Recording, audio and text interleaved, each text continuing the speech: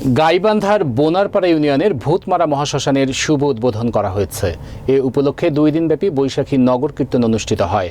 মহাশ্মশানের উদ্বোধন করেন বোনারপাড়া বাজারের স্বর্ণ ব্যবসায়ী শ্রী রামপ্রসাদ স্বর্ণকার। গাইবান্ধা সাঘাটা প্রতিনিধি নূর হোসেন রেইনের প্রতিবেদনে দেখুন বিস্তারিত।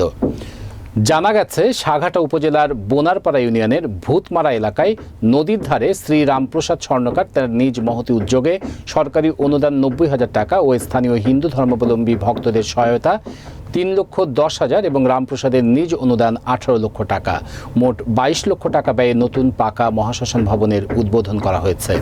এ সময় বক্তব্য রাখেন শ্রী রামপ্রসাদ স্বর্ণকার, শ্রী বাবুল পাল, পরিতোষ সহ অনেকে। এলাকায় প্রায় 2,000 হিন্দু সম্প্রদায়ের সকল ভক্তবৃন্দ উপস্থিত ছিলেন। আমরা এখানে আমি রামপ্রসাদ সহ এখানে যারা সকল উপস্থিত আছে তাদের সকলের উপস্থিতিতে এই ভূতমারা মহাশ্মশান আজ থেকে উন্মুক্ত করে দেওয়া হলো। এটা সার্বজনীন ভূতমারা মহাশ্মশান। এখানে সবাই আশেপাশে যারা আছে অত্র এলাকার সবাই এখানে আসে তার দাহের কাজটা করতে পারবে, তাদের পবিত্র কাজটা করতে।